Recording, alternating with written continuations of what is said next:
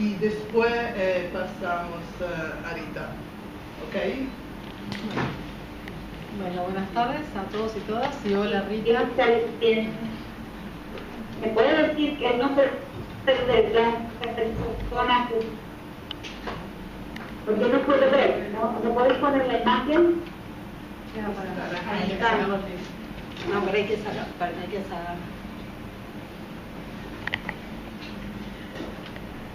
Bueno, hola entonces. ¿Seguimos? Sí, seguí. Sí. ¿Me podéis poner la imagen de ustedes? ¿No hay forma? Esta es la imagen. Ahí está la imagen, de acá la vemos. Levantar. ¿No nos ves, Rita? ¿No ves nada? No. Bueno. Bueno, no importa. Bueno, abajo. Bueno, buenas tardes. Estamos aquí de la Comisión Provincial por la Memoria de la Provincia de Buenos Aires.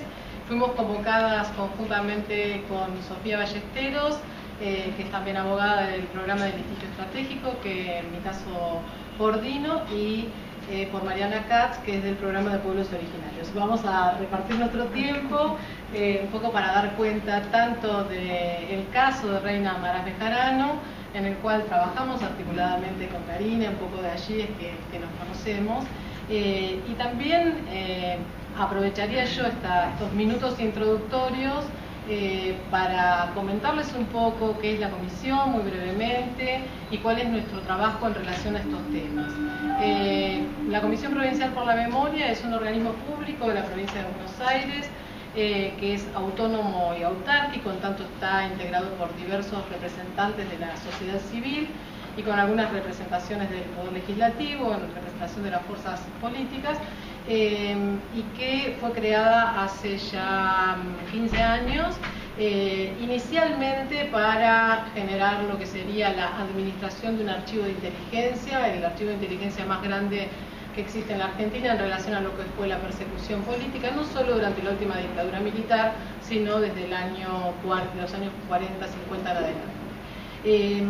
Posteriormente, digamos, el trabajo y el compromiso con la defensa de los derechos humanos de la Comisión hizo que rápidamente comenzara a volcarse sobre lo que uno denomina como vulneraciones de los derechos humanos actuales, esas que están sucediendo aquí y ahora, con dos vertientes, podríamos marcar, fuertes de trabajo, como es todo lo que es el monitoreo en cárceles y por otra parte todo lo que son los mecanismos de la violencia institucional, donde tenemos otros mecanismos de la violencia institucional además de la carcelaria, fundamentalmente la violencia policial, y ahí, como atravesando un poco toda esta situación, aparece también el tema de la justicia, que es un poco el tema de aquí hoy. Nuestro trabajo es en relación a algunas causas, porque no podemos abarcar todas, pero muchas veces son causas que nosotros mismos detectamos y buscamos a las víctimas, otras veces son las víctimas o los abogados o las organizaciones quienes nos requieren un acompañamiento, y ese es un poco nuestro trabajo y nuestra modalidad de trabajo.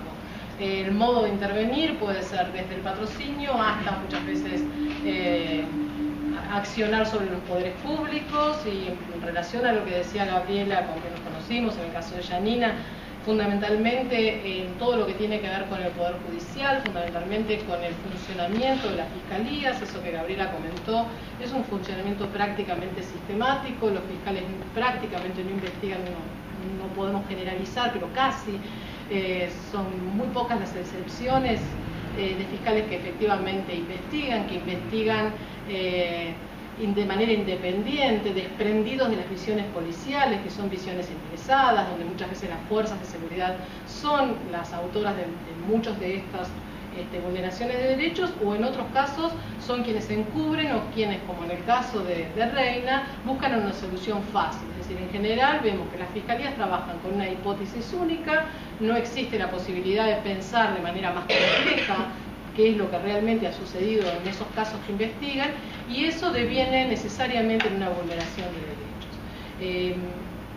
Concretamente, en relación un poco al tema, un poco a partir de esta propuesta que se hacía en la presentación del panel, que tiene que ver un poco con pensar cómo seguir, a nosotros nos parece que el tema de la justicia y un poco lo que van a hablar las compañeras del caso de Reina nos va a permitir ilustrarlo. Es un lugar donde hay que poner claramente, digamos, el foco, y no es una responsabilidad exclusiva de la justicia. O sea, los jueces son jueces porque hay definiciones de los poderes políticos, del poder legislativo, del poder ejecutivo. Veíamos en una de las consignas que plantea la capacitación del poder judicial en relación a las cuestiones de derechos humanos, en las cuestiones de género, la creación de organismos especializados. Un poco ya contaba la experiencia de una fiscalía especializada en género acá, Gabriela, y entonces también en ese sentido, por ahí lo que podríamos aportar al debate es que es una discusión que merece una mayor profundización en nuestra opinión, ¿no? Es decir, no solamente a veces el rótulo de la especialización en géneros no resuelve el tema, como tenemos ya recorrido que la ley sola a veces es hermosa, pero tampoco resuelve el tema, sino después no existen las políticas efectivas. Entonces, en ese sentido, ser cuidadosos con eso, y me parece que hay una demanda que es interesante empezar a trabajar, que es el compromiso y el conocimiento de los derechos humanos y el apego a los derechos humanos previo a ser parte del Poder Judicial, ya sea como un empleado o como un funcionario. Esto es lo que nosotros, si no, no debiéramos estar haciendo tantos amicus y tantas conferencias y tantas cuestiones sobre el tema, digamos, si no habría tantas apelaciones y los jueces se apegaran al respeto de la Constitución y de los pactos y de los tratados. Vemos eso como un problema y que realmente creemos que eso tiene que estar presente en el mecanismo de selección de los jueces. Parece que es un tema, por lo menos para el debate, ya que era algo de lo que se planteaba por aquí. Bueno, en relación a específicamente al punto del banco de datos y demás, comparto lo que Gabriela trajo acá, y realmente un poco en esta perspectiva de pensar políticas universales y políticas integrales. Un poco el primer punto, digamos, de los reclamos de la movilización de hoy, que habla del plan integral en cumplimiento de la ley. También creo que es necesario discutir de qué hablamos cuando hablamos de un plan integral, porque muchas veces pueden exhibirse una lista de medidas que se toman en relación a las políticas de género, pero no necesariamente esas medidas tienen una articulación entre ellas, no tienen tampoco metas, por lo tanto no hay resultados que se puedan medir. Entonces nos parece también que el tema del plan integral sería interesante como discutirlo un poco más en detalle. En principio, bueno, esto como para hacer una introducción, las compañeras van a abordar el caso de Reina para que nos puedan dar los tiempos.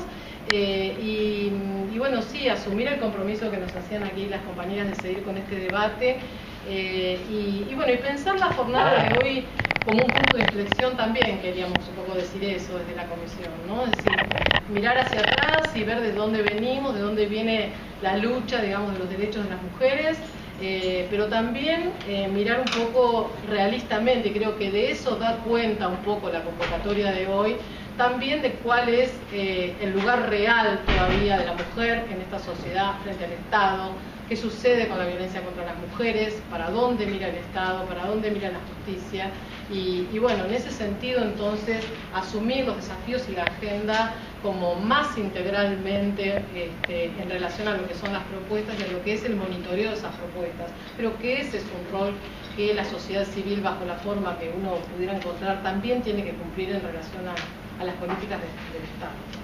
Bueno, por ahora eso, y le doy paso a las compañeras para hablar del caso de Reina. Bueno, Reina es una mujer joven que hasta hace 6 años vivía en Avichuca, que es una comunidad rural de Bolivia, perteneciente al pueblo quichua. Ella siempre había hablado en su lengua materna, que es el quechua. Se casó con una persona, ella también de su comunidad, tuvieron 2 hijos. Ellos no convivieron mucho tiempo juntos porque él se vino a trabajar a Argentina y volvió en 2 oportunidades a Bolivia a verla, y tuvieron 2 niños que todavía son pequeños, el mayor tiene 8 años, creo. La relación siempre fue una relación sumamente violenta de parte de Limber, que era su marido, para con Reina y para con los 2 niños. Él tampoco nunca se hizo cargo de la sobrevivencia, de la cuestión económica de ella y de los chicos, así que también la situación de Reina ya es una situación muy complicada. A principios del año 2010, él va con muchos celos porque había una versión de que ella tenía un amante, bueno, una serie de cuestiones. Él incluso la lleva forzadamente a hacerse analizar por un médico para ver si ella le había sido infiel o no. El médico concluye que no hubo infidelidad, se hicieron una serie de actas para constatar y para dejar asentado que finalmente no le había sido infiel, etcétera. Toda una serie de violencias muy extremas hacia Reina.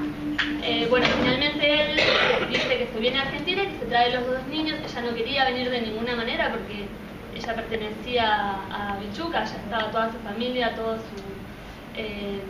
comunidad, sus espacios de contención, etcétera. Sin embargo, él tiene decidido que se trae a los niños, ella viene forzadamente por esa situación. Una vez que están acá, también toda una serie de violencias, de distintas violencias que ella padece. Ella estaba en el marco de la familia de Lindbergh, los cuales también la acusaban de esto, de que le había sido infiel, ella había quedado estigmatizada.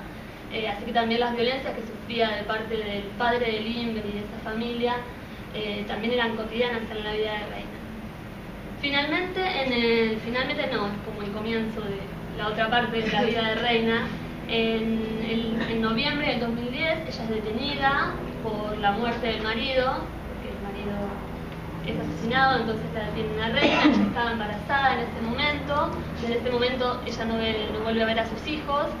Y nosotros la conocimos un año después, en diciembre del 2011, en ocasión de que estábamos haciendo, como decía Margarita, una de las actividades de la Comisión por la Memoria es hacer inspecciones, monitoreos a lugares de detención. En oportunidad de una de esas inspecciones, a la unidad 33 de Los Hornos, que es una unidad que tiene pabellón donde alojan a mujeres con sus hijos e hijas. Otra mujer nos hace referencia a que había una chica que no se le entendía nada, que no se podía comunicar, que estaba muy mal, muy sola, que no hablaba con nadie, por lo cual nos llevan hacia ella. Era evidente que ella no se podía dar a entender y que no entendía, aunque asentía con la cabeza cuando uno le hablaba, pero después la intérprete nos cuenta que en realidad que es un gesto de aceptación al diálogo, de respeto hacia quien le habla, pero que no quiere decir que te están entendiendo, ni mucho menos. Cuando detectamos esta situación, empezamos a averiguar, pudimos conseguir a una intérprete, en ese momento a otro intérprete, y a partir de ir a ver la Reina con la intermediación de los intérpretes fue que pudimos reconstruir su historia y la situación de indefensión absoluta en la que ella se encontraba en ese lugar, sin saber por qué había sido detenida, sin entender nada de todo lo que le había sucedido y toda la situación que estaba atravesando.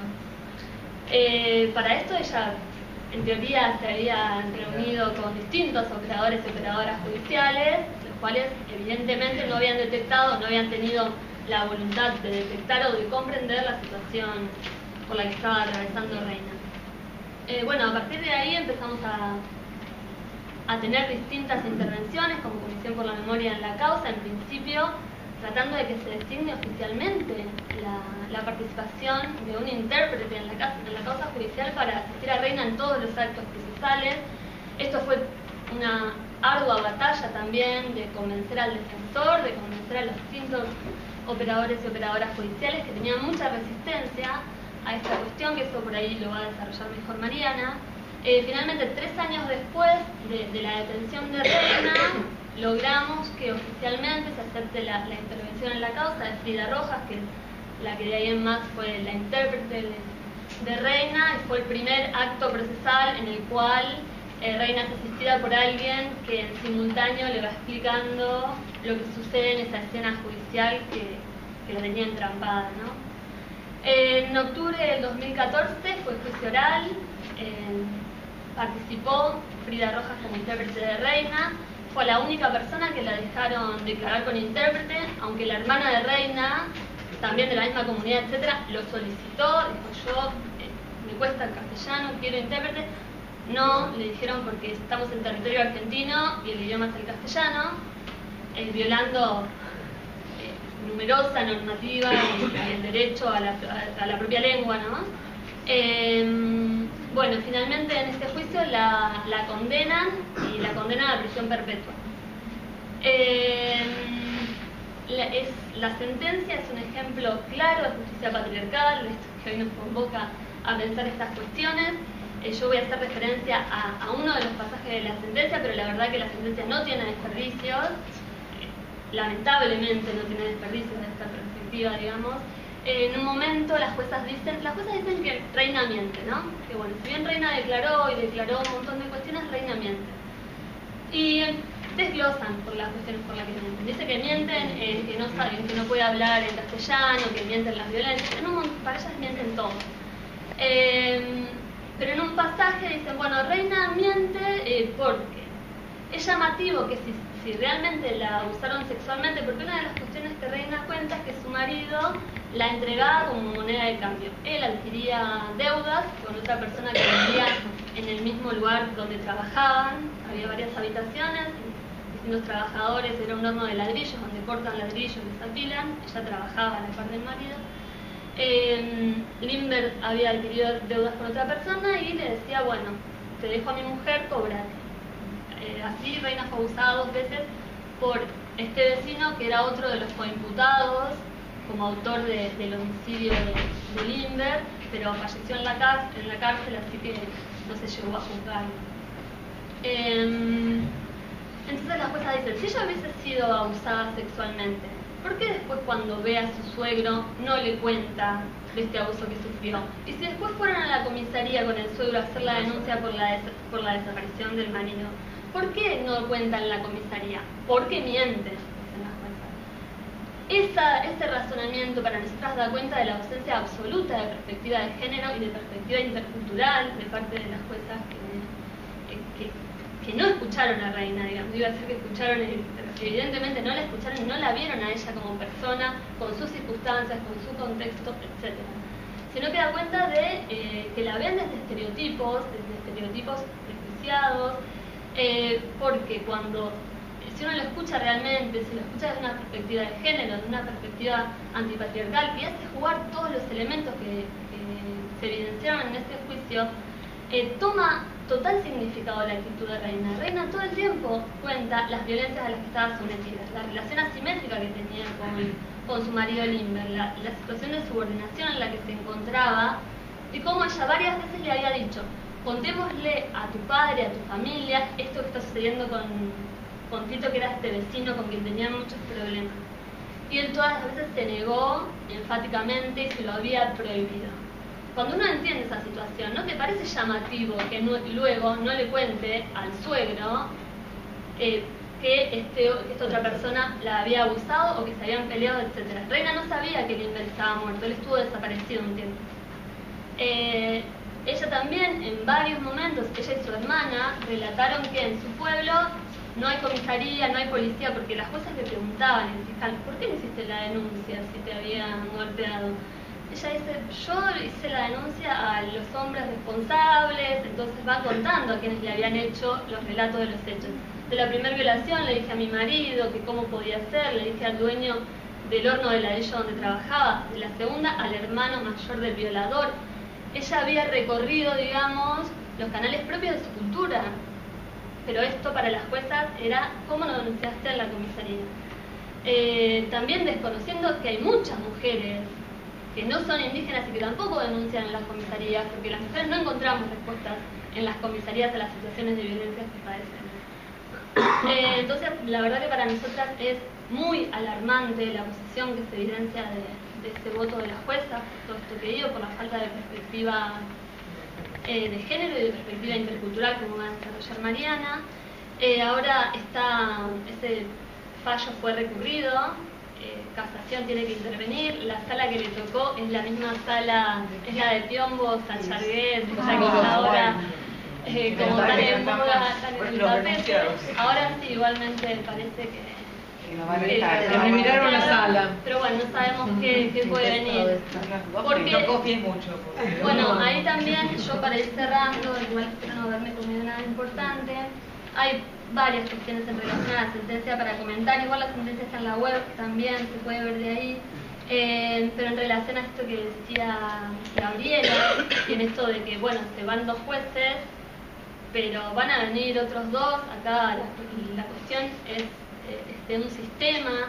Los violadores, los femicidas, los violentos no son enfermos, esta frase del feminismo no tan conocida, no son enfermos, son hijos sanos del patriarcado, y si no lo pensamos así, nos perdemos gran parte de lo que está sucediendo. Hay que pensarlo como un sistema, y por eso urge tanto que las respuestas sean tan profundas, tan integrales, tan pensadas y estudiadas, para no quedarnos a mitad de camino. Eso nada más.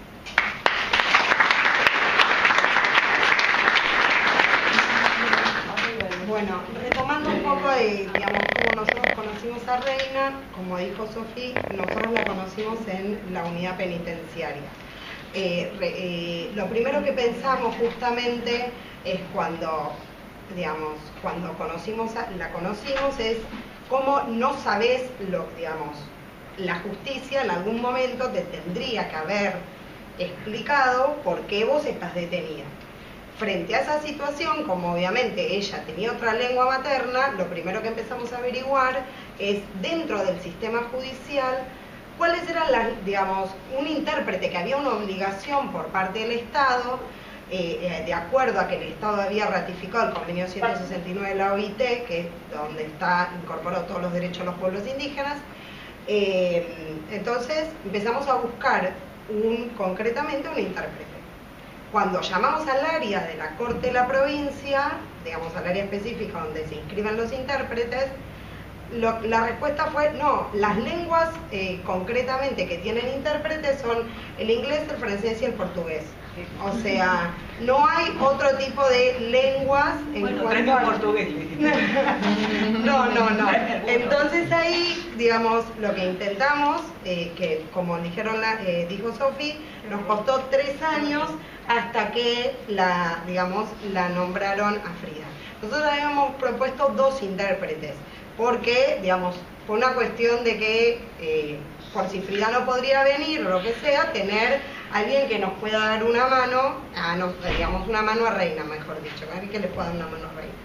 En el sentido, en cuanto a poder comprender lo que estaba pasando, porque los parámetros concretos, en cuanto al derecho a poder manifestarse en su propia lengua, es comprender y hacerse comprender, al igual que cualquier miembro de la sociedad, en la que ella vive, ya que hay también una obligación de un principio de no discriminación, ¿sí? O sea, y esto los funcionarios judiciales lo tendrían que haber, tenido bien claro, y lamentablemente no fue así. Bueno, después de esta situación de que logramos que pueda, que se llegue a la audiencia del juicio oral con un intérprete, Reina pudo contar en su propia lengua materna toda la vivencia, todo lo que le había pasado. Cuando ella, estamos en la audiencia, Reina cuenta todas las situaciones, viene una de las hermanas y también se le hace, durante la investigación, se le hace una cámara Gesell a su hijo. Su hijo también habla en lengua materna, o sea, hay un derecho también de los niños que están específicamente regulados en la Observación General número 11 de las Naciones Unidas para el derecho de los niños indígenas. En cuanto a, desde el interés superior del menor de un niño, especialmente aplicado para los casos de los niños indígenas, como el derecho a poder manejarse tanto en ámbitos públicos y privados en sus propias lenguas, al igual que los adultos, ¿no? Esta situación. Entonces, en el juicio oral se muestra una cámara Gesell y mientras, como comentó Sofía, también la hermana de Reina pide declarar en su lengua materna. En cuanto a se hace alusión, porque hubo 3 especialistas en cámara Gesell respecto de que el niño se manifiesta en lengua materna, las juezas también niegan esta cuestión, porque dicen que al niño se le entiende lo que dice. Y además de eso hay una testigo en el juicio oral, ¿sí? Que es la mujer del dueño del horno de ladrillos, que es donde cuando le preguntan, ¿usted sabe si la señora habla la lengua castellana? La mujer dice, no, yo solo decía hola y chao, porque ellos hablan todo el tiempo en lengua materna, en su lengua, dijo, no en su lengua, en su lengua. Y esto tampoco fue tomado en cuenta por esas juezas. Entonces, no hubo por parte, digamos, hay una obligación por parte de los funcionarios estatales de tomar en cuenta todo lo que planteó, desde la perspectiva obviamente de los derechos humanos, de tomar en cuenta todo lo que les comentó Sofía, que está vinculado con las cuestiones de género y también todas las cuestiones vinculadas con la interculturalidad. Pero para eso el concepto, digamos, de interculturalidad tiene que ser, digamos, es un diálogo entre iguales, ¿sí? Y entre iguales es reconocerla a Reina con todas sus características, a la familia de Reina, con todas sus características, dentro de un marco multilingüe, multiétnico y pluricultural. Cosa que las funcionarias todos los funcionarios judiciales no tuvieron. Es más, al finalizar el juicio oral, cuando el abogado de Reina, el defensor oficial, el doctor Mastronardi, hace su alegato, hace una mea culpa. Una mea culpa diciendo que él también había incurrido en este error de no reconocer la necesidad de un intérprete. ¿Por qué? Porque cuando se incorpora Frida al proceso judicial, ahí ve que Reina tiene, digamos, que él puede comprender mejor y más la situación por la que estaba atravesando Reina. Porque cuando nosotros como comisión denunciamos esto a principios del 2012, mientras había un trámite que el expediente estaba, digamos, como para pasar a juicio oral, ya estaba todo cerrada la investigación judicial, tuvimos una audiencia en la cual justamente con el juez de instrucción, donde el señor, ahí habíamos llevado tanto a Reina como a Frida como a Luis, que eran los dos intérpretes, y se había dado cuenta que Reina se podía expresar mejor en su lengua que en castellano. Entonces lo que decide es, esto que me preguntaste hace un ratito, anular la indagatoria. Después toman otra indagatoria con este intérprete, digamos, con Frida. Cuando se hace, digamos, en el momento del juicio oral, el abogado defensor vuelve a, digamos, hacer el alegato final y plantea, digamos, por qué para él es inocente Reina y que no tenían que imputarle, digamos, del homicidio que le imputaron y que la condenaron, concretamente él hace mea culpa, decir, bueno, yo también me equivoqué, y toma en cuenta esta situación de esta primera audiencia en la cual él quería hacerle un peritaje antropológico para saber si Reina pertenecía a un pueblo indígena o no, sin tomar en cuenta el derecho de que tienen los indígenas a la autoascripción. Entonces, y que no necesita un reconocimiento concretamente de un peritaje antropológico para poder. Entonces, ya hasta esa situación fue de objetivizar la Reina para poder demostrar si ella tenía o no derecho a tener un intérprete, a poder, digamos, concretamente, a que se la vea como una víctima, porque así como contó que en el caso de Janina no la vieron como víctima, a Reina jamás se la vio como una víctima, jamás, o sea, nunca tomaron en cuenta ningún tipo de perspectiva, nunca comprendieron, y todos los testigos que podían dar cuenta, digamos, de la situación de vulnerabilidad que vivía Reina, tampoco fueron tomados en cuenta por esas juezas. Porque encima esto, como digamos, cuando nosotras nos enteramos que iban a ser 3 mujeres, dijimos, bueno, digamos, son 3 mujeres, tienen otra mirada. Lamentablemente no, el patriarcado estamos todas, estamos todas como transversalizadas por esta situación. Muchas gracias. ¿Puedo decir una cosita más para que no me quede en el tintero? Lo de Janina también es una cuestión de clase. No sé si es lo que pasará a los demás, porque no es nada más una cuestión, ¿sí? Es una mina pobre, ¿sí? No tiene recursos económicos, ¿sí? En la sentencia de los jueces, cuando uno ve la sentencia, ¿sí?, del tribunal, ve a quién transcriben y a quién no. Si vos ves la sentencia de Yanina, ves que todos los que declararon que eran gente del barrio, 2 linitas nada más, y después si vos sos licenciada o ella te preguntan el título, qué sé yo, bueno, sí, te toman en cuenta tu palabra, si no, no te la toman en cuenta. Eso también para solo eso. Seguimos con Rita y después Natalia y Graciela. Si pueden estar todos los 10 minutos para tener un poquito de tiempo para armar un debate e ir al acto de las 5. Avísale a Rita por una sesión. Hola Rita, ¿estás escuchando? Sí, ¿podrías poner la imagen? No, pero el tema es que ella es la que tiene que poner la imagen. No, los dos, porque es importante para mí tener alguna... bueno, puedo hablar sin imagen, pero preferiría... Pero sería vos el que tenés que Antes poner. estaba. Aquí, Rita, a nosotros nos aparece bien la imagen. Me No, pareciera las que... ustedes. Sí, me parece que tenés que habilitarlo de tu computadora, Rita. Fíjate vos, una sola porque no lo va a oír. Habilitarlo de tu computadora. Del botoncito que está el video.